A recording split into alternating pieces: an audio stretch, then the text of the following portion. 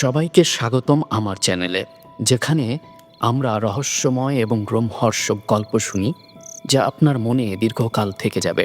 আজকের গল্প হলো সুন্দরবনের ভয়ঙ্কর। রবিন হাসানের লেখা একটি ভৌতিক অ্যাডভেঞ্চার, যা সুন্দরবনের গভীর জঙ্গলে লুকিয়ে থাকা অন্ধকার রহস্য, বাঘের গর্জন এবং অলৌকিক ছায়ামূর্তি নিয়ে। কল্পনা করুন, অন্ধকার খালের ধারে এক প্রাচীন কুঠিবাড়িতে আপনি আটকা পড়েছেন। চারপাশে শুধু অস্পষ্ট কণ্ঠস্বর আর অজানা আতঙ্ক। এই গল্প কি আপনাকে রাতে ঘুমাতে দেবে? চলুন শুরু করি। আষাঢ় মাসের মাঝামাঝি হতে চলল, তবুও এবার খুব একটা বৃষ্টি হচ্ছে না। আমি আমাদের ছাদের ঘরে বসে বাইরে আকাশ দেখছিলাম। এমন সময় সিঁড়িতে দুপদাপ শব্দ শুনে পেছনে ফিরে তাকালাম। দেখি পুহুল ঘরে ঢুকছে। সে হাজির হয়েই বলল, ঝটপট চল, অরণ্য দাদু এসেছেন, তোকে ডাকতে বলল আমায়। অরণ্য দাদু আসলে পটাইয়ের দাদু। পেশায় ছিলেন একজন ফরেস্ট রেঞ্জার। দীর্ঘ চাকুরি জীবনে ঘুরেছেন অনেক জায়গায়। মাস চারেক পর পর আসেন পটাইদের বাড়ি, আর তখন আমাদের দারুণ দারুণ গল্প বলে শোনান। এর আগে যখন এসেছিলেন, তখন সমুদ্রগড়ের এক জমিদার বাড়ির দারুণ এক ভৌতিক অভিজ্ঞতা আমাদের শুনিয়েছিলেন। পটাইতের বাড়িতে পৌঁছাতে না পৌঁছাতেই বড় বড় ফোঁটায় বৃষ্টি নেমে গেল। বাড়ির সামনের বারান্দাটায় ইতিমধ্যেই বাকিরা এসে উপস্থিত হয়েছে। সজনে খুব খেতে ভালোবাসে এবং যথারীতি একটা চিপসের প্যাকেট থেকে চিপস বার করে খেতে লাগলো। একটা চেয়ার আছে যেটায় দাদু এসে বসবেন। আমি আর পুহুল দুজনে বসার সাথে সাথেই কফির কাপ হাতে নিয়ে অরণ্য দাদু এসে বসলেন। বসার পর আমাদের দিকে তাকিয়ে বললেন, তারপর খবর কি সবার? পড়াশোনা কেমন চলছে? ভালো চলছে দাদু। বাহ বাহ, বেশ। তারপর সজনে, তুই কি নতুন কোনো খাবার খেলি, নাকি পুরনোগুলোই চাবুর কাটছিস? সজনে চিপস চিবোতে চিবোতেই বলল, আমি কি গরু যে জাবর কাটবো? পটাই এই সময় পেছন থেকে কিছু একটা বলে সজনেকে রাগিয়ে দেওয়ার তাল করছিল, কিন্তু আমরা ওকে মানা করলাম। অরণ্য দাদু কফির কাপে চুমুক দিয়ে বললেন, চল তাহলে তোদের আজ একটা অন্য গল্প শোনাই। তখন আমার পোস্টিং ছিল সুন্দরবনে। চামটায় আমার অফিস। জানিস তো, আমাদের ভারতবর্ষে সুন্দরবনের মতো সুন্দর জিনিস আর একটাও নেই। আমি যে সময়ের কথা বলছি, তখন সুন্দরবনে বাঘের উপদ্রব এখনের থেকে অনেক বেশি। আমার এলাকায় শুধু বাঘ নয়, তার সাথে চোরা শিকারীরাও ভীষণ জ্বালাচ্ছে। কিছুদিন আগেই এখানের একটা বেশ পরিচিত পুরনো বাঘের মৃতদেহ আমরা পেয়েছিলাম। চোরা শিকারীদের গুলিতে বাঘটা মারা যায়, কিন্তু গার্ডরা এসে যাওয়াতে ওরা দেহটা ফেলেই পালিয়ে গিয়েছিল। তা একদিন অফিসে বসে বিকেলের কাজ করছি, এমন সময় একজন গার্ড এসে বলল, স্যার, আপনার ফোন এসেছে, বড় সাহেব ফোন করেছেন। চামটা অঞ্চলের বড় কর্তা অসীম গাঙ্গুলি বেশ রাশভারী মানুষ। কাজে একটু গাফলতি দেখলে ভীষণ খুঁতখুত করেন। আমি তড়িঘড়ি করে ফোনটা গিয়ে ধরলাম। ফোনে বড় সাহেব আমাকে জানালেন যে যে দলটা সেদিন ওই বাঘটাকে মেরেছিল, চর মারফত খবর এসেছে যে তারা আজ তেঁতুলবাকির চরে থাকবে। আমি যেন একদম দেরি না করে সেখানে পৌঁছে যাই আর ওদের গ্রেপ্তার করি। আমি জানিয়ে দিলাম যে একটু পরেই বেরোচ্ছি। দাদু এই পর্যন্ত বললেন এবং সঙ্গে সঙ্গেই একটা কান ফাটানো আওয়াজ করে বাজ পড়ল কাছেই কোথাও, আর পটাইদের সিএফএল লাইটটা দপ করে নিভে গেল। লোডশেডিং। মেঘের জন্যে অনেক তাড়াতাড়ি অন্ধকার নেমে এসেছে আজকে। কিছুক্ষণের মধ্যেই পটাইয়ের দিদি এসে একটা বড় বাটিতে করে মুড়ি মাখা আর একটা মোমবাতি রেখে গেলেন। দাদু চেয়ার থেকে নেমে এসে এক মুঠো মুড়ি মুখে দিয়ে আবার গল্প শুরু করলেন। তারপর ফোন পাওয়া মাত্রই তো আমি দুজন ফরেস্ট গার্ড সাথে নিয়ে বেরিয়ে পড়লাম। একটা খাল ধরে মিনিট খানেক চলার পরেই আমাদের লঞ্চ এসে কালিন্দী নদীতে পড়ল। এই সময় নদীতে বেশ জল থাকে, তাই আমাদের লঞ্চ জলের ঢেউয়ে বেশ দুলতে লাগলো। ততক্ষণে সন্ধে হয়ে এসেছে, চাঁদের হালকা আলো এসে পড়েছে নদীর জল আর দুপাশের ঝোপঝাড়ের ওপর। এরকমভাবে প্রায় মিনিট 20 চলার পর একটা অপেক্ষাকৃত সরু খালে আমরা ঢুকলাম। এটাই কুমিরমারির খাল, তেঁতুলবাকির চর এর ঠিক শেষেই। এই তেঁতুলবাকির চরের খুব একটা সুখ্যাতি নেই। এখানে বাঘের উপদ্রব বেশ ভালোই। দিনের বেলা এদিক দিয়ে যাওয়ার সময় প্রায় দেখা যায় কোনো না কোনো দ্বীপে পতপত করে উঠছে এই বাঁধা অঞ্চলের সবথেকে ভয়ানক নিশান, একটা লাঠির ডগায় আটকানো একটা ছেঁড়া শার্ট বা গেঞ্জির টুকরো। আমি জিজ্ঞেস করলাম, দাদু, এই চিহ্নটা কেন সবথেকে ভয়ানক? দাদু বললেন, আসলে কি জানিস তো, ওখানের মানুষের জীবন খুব একটা সহজ নয়। এই নিশানাটা একদিকে যেমন ভীষণ কষ্টের, সেরকম আবার সাবধানেরও। আসলে কি বলতো, যদি কোনো মানুষকে কোনো দ্বীপে বাঘে নিয়ে যায় বা মেরে ফেলে, তাহলে তার দলের সাথীরা তার একটা কাপড়ের টুকরো লাঠির ডগায় আটকে সেটাকে পুঁতে দেয়। তার মানে এখানে বাঘে মানুষ মেরেছিল। তা শোন, তারপর সুন্দরবনের অনেক দ্বীপেই অনেক ভাঙাচোরা কুঠিবাড়ি আছে জানিস। বেশিরভাগই হ্যামিল্টন সাহেবদের আমলের তৈরি। এই তেঁতুলবাকির চরেও একটা আছে। চোরা শিকারীদের সেইখানেই পাওয়া যেতে পারে এই আশায় আমরা সেটার দিকেই এগোলাম। চারপাশে বুনো হেতাল গরানের ঝোপ, তার ভেতরেই সন্ধ্যের অন্ধকারে একটা প্রাচীন জন্তুর মতো দাঁড়িয়ে আছে বাড়িটা। দরজা টরজার কোনো বালাই নেই। আমরা খুব সাবধানে যথাসম্ভব শব্দ না করে ভেতরে ঢুকলাম। কিন্তু বাড়িটা পুরো ফাঁকা। চোরা শিকারি কেন, কয়েকটা ইঁদুর চামচিকে ছাড়া আর কিছুই নেই।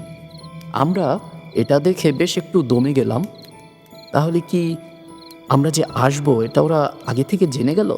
যাকগে, এতটা এসেছি যখন, অপেক্ষা করেই যাই। 3 জন মিলে একটা ঘরে বসলাম ঘাপটি মেরে।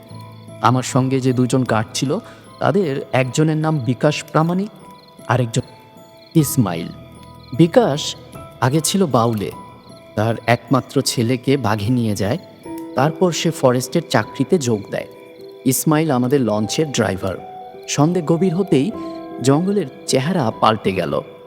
বাইরের গাছপালার ভেতর থেকে নানা পোকামাকড় আর ঝিঝির শব্দ আমাদের কানে আসছে। দূরে কোথাও হরিণ ডেকে উঠল শুনতে পেলাম।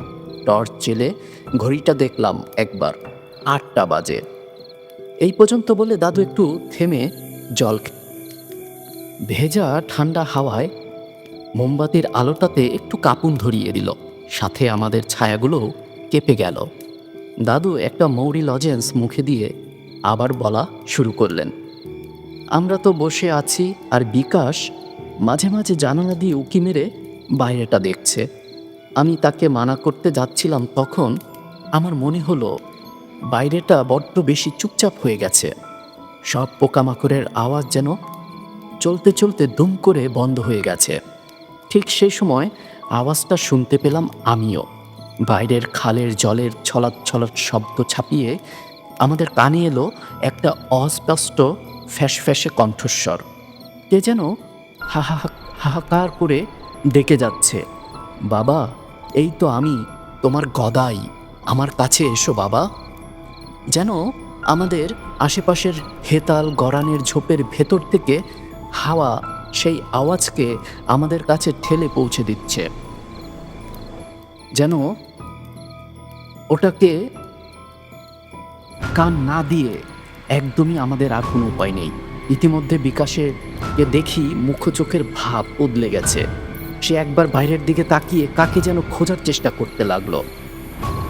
তারপরেই ধারা গদাই আসছি বলে ছুটে বেরিয়ে গেল ঘর থেকে। সঙ্গে সঙ্গে দেখি ইসমাইলও বলে উঠল, সর্বনাশ স্যার, শিগগিরই আসুন বলে সেও বিকাশের পেছন দৌড়ে গেল। আমি বাইরে এসে দেখি অন্ধকার অনেক বেড়ে গেছে। সমস্ত দ্বীপের সব কিছুর মধ্যে থেকে যেন ওই অশরীরী কণ্ঠস্বর, তার সেই ডাক আমাদের কাছে পৌঁছে দিচ্ছে, বাবা, এই তো আমি, আমার কাছে এসো বাবা, এসো। বিকাশের পিছনে যেতে যেতে আমি ইসমাইলকে জিজ্ঞেস করলাম, গদাইকে? আর বিকাশ ওরকমভাবে বেরিয়ে গেল কেন? ইসমাইল বলল, স্যার, গদাই বিকাশদার ছেলে। ওরে বড় মামু গত বছর নিয়েছিল, এ বেগবুত স্যার, তাড়াতাড়ি চলেন, নইলে বিকাশদারে বাঁচানো যাইব না। কথাটা শুনে আমার সমস্ত শরীর বেয়ে যেন একটা আতঙ্কের স্রোত নেমে গেল। যাকে বাঘে মেরে ফেলেছে সেই ছেলে আবার ডাকে কি করে? বিকাশ দৌড়েছিল কুঠিবাড়ির পেছন দিকটায়। এদিকে জঙ্গল বেশ গভীর। সে জঙ্গলে ঢুকে যাওয়ার কিছু আগেই ইসমাইল জোরে দৌড়ে তার উপর ঝাঁপিয়ে পড়ল। আমি তাদের কাছে যাওয়ার মধ্যেই ইসমাইল বিকাশকে মাটিতে ফেলে তার উপর চড়ে বসেছে, আর বিকাশ ছটফট করছে। আমি বিকাশকে জিজ্ঞেস করতে যাব, এই সময় আমার চোখ পড়ল সোজাসুজি। আমরা যে জায়গাটায় দাঁড়িয়েছিলাম সেখান থেকে একটু দূরেই গভীর জঙ্গলের শুরু। জায়গাটায় অনেক ঝোপঝাড় আর পুরো হাকুচকুচে অন্ধকার। সেদিকে চোখ পড়তেই আমার সমস্ত শরীর যেন আতঙ্কে হিম হয়ে গেল। এই অন্ধকারের মধ্যেও স্পষ্ট দেখলাম একটা সুন্দরী গাছের নিচে যেন অন্ধকার জমাট বেঁধে আছে। ঘন মিশকালো অন্ধকার দিয়ে তৈরি একটা আদিম, ক্রূর, অপার্থিব ছায়ামূর্তি আমাদেরকে দেখছে। আমাদের আশেপাশের সেই ডাক কিন্তু তখনও অবিরাম ভেসে বেড়াচ্ছে বাতাসে। ইসমাইলও মনে হয় সেই মূর্তিকে দেখে একটু অন্যমনস্ক হয়ে পড়েছিল। সে সুযোগে বিকাশ তাকে এক খুশিতে ছিটকে ফেলে দিয়ে উঠে দাঁড়ালো। আমি তখন নড়তেই পারছি না। পা দুটোকে অসম্ভব ভারী মনে হচ্ছে, যেন এ আমার নিজের পা নয়। আমার ইচ্ছেতে এ কিছুতেই নড়বে না। বিকাশের আর হাতখানেকের মতো বাকি মূর্তিটার কাছে পৌঁছাতে এই সময় বাঘের গর্জনে পুরো দ্বীপটা কেঁপে উঠল। আর মুহূর্তের মধ্যে ওই মূর্তিটার পাশ থেকে একটা প্রকাণ্ড বাঘ এসে বিকাশের ঘাড়ে পড়ল, আবার পলক ফেলার আগেই তাকে নিয়ে উধাও হয়ে গেল। আর আমার চোখের সামনে সব ঝাপসা হয়ে এলো। আমরা সবাই তখন ওর গায়ে ঘেঁষাঘেঁষি হয়ে বসেছি পুরো। দাদু থেমে যেতেই সবাই বলে উঠলাম, তারপর তারপর কি হলো? তারপর জ্ঞান ফিরলে দেখি ইসমাইল খাল থেকে জল এনে আমার মুখে চোখে জল দিচ্ছে। ওর হাত ধরে উঠে বসলাম। মাথাটা ঝিমঝিম করছিল। মূর্তিটা যেখানে ছিল সেদিকে তাকিয়ে দেখি কিচ্ছু নেই, ফাঁকা। আর ঝিঝি ও পোকামাকড়ের ডাক আবার শোনা যাচ্ছে। আমরা বিকাশের দেহটা অনেক খুঁজলাম, কিন্তু পেলাম না। তারপর ফিরে এলাম। এই পর্যন্ত বলে দাদু চুপ করলেন। বৃষ্টি পড়লেও তার তোর সেরকম বেশি নয় এখন। হালকা বিদ্যুতের আলোয় এক ঝলক পটাইদের রঙিন ফুলের গাছটা দেখতে পেলাম। পটাই জিজ্ঞেস করলো, দাদু, বাঘটা ওখানে ছিল যে তোমরা টের পাওনি? দাদু একটু হাসলেন, বললেন, তোদের বলেছিলাম তো কিছুদিন আগে আমার এলাকায় একটা বাঘের মৃতদেহ পাওয়া গেছিল। আমরা বললাম, হ্যাঁ হ্যাঁ বললে তো।